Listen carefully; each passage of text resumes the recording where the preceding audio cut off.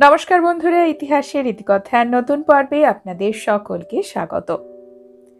প্রত্যেক বছর শ্রাবণ মাসের শেষ দিনে অর্থাৎ সংক্রান্তিতে মা মনসার পুজো হয় বাংলার ঘরে ঘরে। বলা হয় মা মনসার কৃপা থাকলে সংসারে শান্তি সমৃদ্ধি বজায় থাকে। এছাড়াও ভক্তরা সাপ ছাড়া অন্যান্য যে কোনো ধরনের বিষধর প্রাণীর হাত থেকে রক্ষা পেতে মা মনসার পুজো করেন।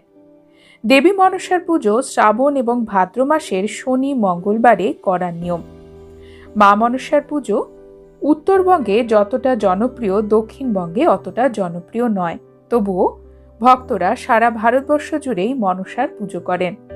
অষ্টনাগের পুজো উত্তর ভারত এবং দক্ষিণ ভারতে যথেষ্ট জনপ্রিয়, তবে পূর্ব ভারতে মনসা পুজোর জনপ্রিয়তা সবচেয়ে বেশি। পুরাণ বলছে দেবাদিদেব মহাদেবের মানস কন্যারূপে মা মনসার জন্ম হয়েছিল একটি পদ্ম পাতাতে। তাই মায়ের আরেক নাম হলো পদ্মাবতী। সাপেদের দেবী হিসেবে যুগ যুগ ধরে তিনি পূজিতা হচ্ছেন। ভারতবর্ষে বহু প্রাচীনকাল থেকেই সর্পদেবীর আরাধনা হয়। প্রথমে লৌকিক দেবী হিসেবে পরিচিত হলেও পরবর্তী সময়ে তিনি পৌরাণিক দেবীতে পরিণত হয়েছিলেন। মা মনসার পুজো সন্তান কামনাতেও করা হয়ে থাকে। নিঃসন্তান দম্পতিরা সন্তান লাভের আশায় মা মনসার আরাধনা করেন। এছাড়াও সাপেদের ভয় থেকে বাঁচার জন্য মা মনসার আরাধনা করা হয়। মূলত বর্ষাকালেই দেবীর আরাধনা জনপ্রিয়। বেশিরভাগ ক্ষেত্রে দেবী মনসা পূজিত হন গাছের ডালে অর্থাৎ সিজ বৃক্ষ। মনসার গাছ যাকে বলে, সেই সিজ বৃক্ষে মা মনসার পুজো হয়। কোথাও বা সাপের ছবি আঁকা ঘটে কিংবা ঝাঁপিতেও মায়ের পুজো হয়। উত্তরবঙ্গে বেশিরভাগ স্থানে মা মনসার পুজো হয় কলার ভেলাতে এক ধরনের ঝাঁপি তৈরি করে। আবার কোথাও কোথাও মা মনসার পুজো মূর্তিতেও হয়ে থাকে। মা মনসার বহু মন্দির পুরো পশ্চিমবঙ্গ জুড়েই রয়েছে। বিশুদ্ধ আচারে দেবীর পুজো করেন ভক্তরা। বর্ষাকালে সাপেদের প্রাদুর্ভাব বাড়ে, তাই এই সময় সাপেদের থেকে রক্ষা পাওয়ার জন্য মা মনসাকে সন্তুষ্ট করা হয়। শ্রাবণ মাসে নাগপঞ্চমীও পালিত হয় বিশাল আকারে। সারাদিন উপোস করে ব্রতীরা দুধ দিয়ে দেবী মনসার পুজো করেন। পুরাণ বলছে মনসা পুজো বেশিরভাগ জায়গাতে মনসা গাছেই করে থাকেন ভক্তরা। মনসা পুজোর উপকরণ হিসেবে নৈবেদ্য সহকারে পুজো করা হয়। মা মনসার পুজোতে ৮ রকমের নৈবেদ্য দেওয়া হয় এবং ৮ রকমের ফল দেওয়া হয়। সাথে দুধ এবং কলা অবশ্যই দেবেন। মনসা পুজোতে একটি বিষয় নিষিদ্ধ, সেটি হলো মনসা পুজোতে ধূপ দেওয়া যায় না। মনসা পুজোর আগের দিনে নিরামিষ আহার গ্রহণ করতে হয় এবং পুজোর দিনে ব্রত সম্পন্ন করে উপোস ভাঙতে হয়।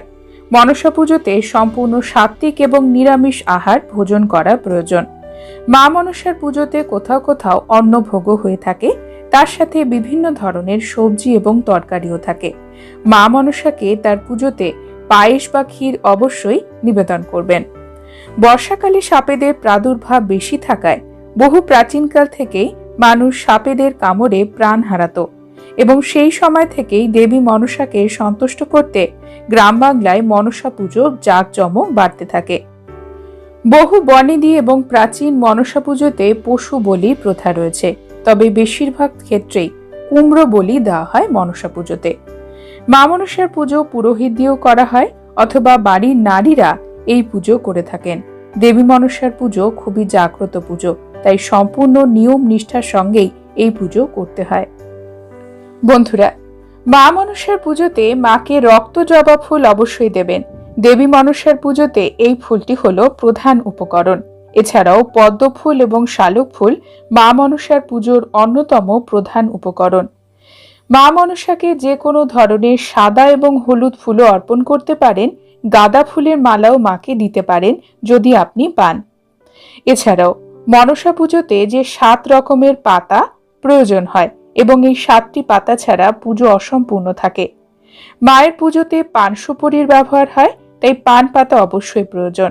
এছাড়াও দূর্বা ঘাস প্রয়োজন, তুলসী পাতা, বেল পাতা মায়ের পুজোতে অত্যাবশ্যকীয়। আম পাতা দিয়ে আমরা মা মনসার পুজোর ঘট স্থাপন করি।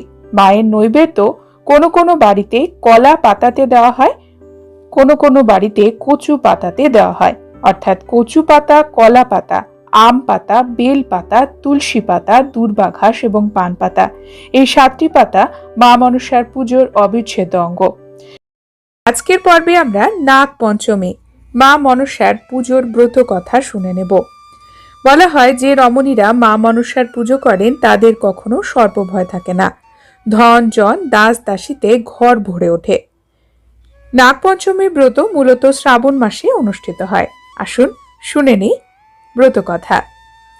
এক বিধবা বেনেনি ছিল, 5 ছেলে 5 বউ তার। বড় 4 বউয়ের বাপের বাড়ি থেকে মাঝে মাঝে তত্ত্ব তালাশ আসে, ছোটটা আসে না।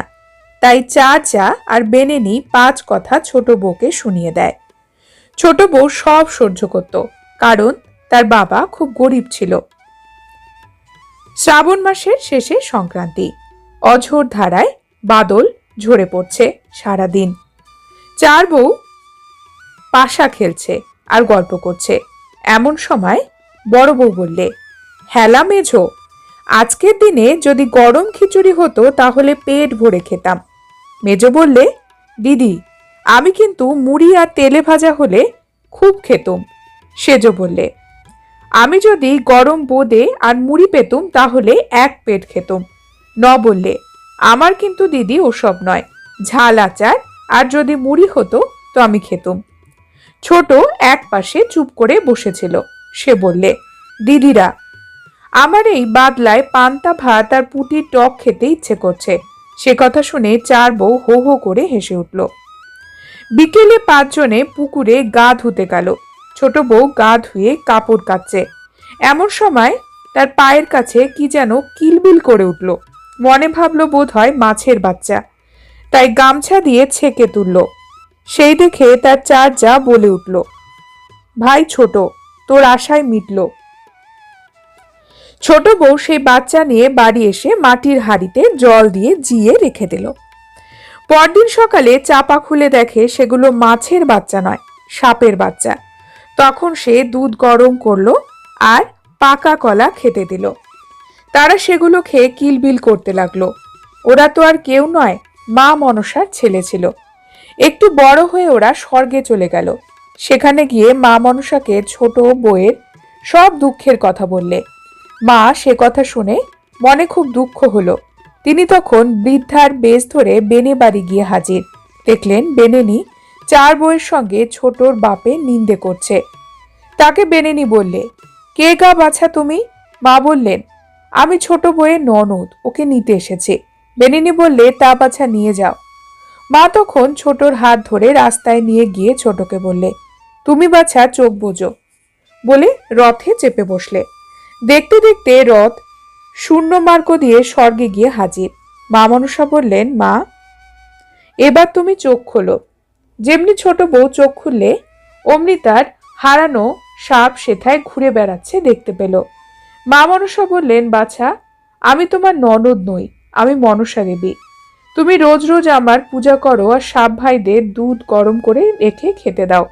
আর ওই দক্ষিণ দিকে কখনো যেও না, ওদিকে কখনো চেয়েও দেখো না। ছোট বউ বললে, তাই হবে মা। একথা বলে পুজোর জোগাড় করলে, দুধ গরম করে সাপ ভাইদের সব খেতে দিলে। একদিন ছোট বউ মনের ভ্রমে দক্ষিণ দিকে গিয়ে চেয়ে দেখে যে মা নৃত্য করছেন। তাই দেখে সে অবাক হয়ে চেয়ে রইল। দুধ গরম করতে ভুলে গেল। তখন তার মনে পড়ল এবং সে দুধ গরম করে ভাইদের খেতে দিল। সেই গরম দুধ খেয়ে সবার মুখ পুড়ে গেল। তারা মার কাছে এসে নালিশ করলে, ছোট বউ গরম দুধ দিয়ে আমাদের মুখ পুড়িয়ে দিয়েছে, আমরা তাকে কামড়ে দেব। মা মনসা বললেন, ওসব এখানে হবে না, আমি ওকে শ্বশুর বাড়ি রেখে আসি, সেখানে গিয়ে তোরা ওকে কামড়ে দিস। এই কথা সাপেদের বললেন। তারপর ছোট বউয়ের গায়ে 1 গা সব রকম গয়না পরিয়ে রেখে এলেন। শাশুড়ি আর তার জায়রা তাই দেখে ছিছি করতে লাগলো।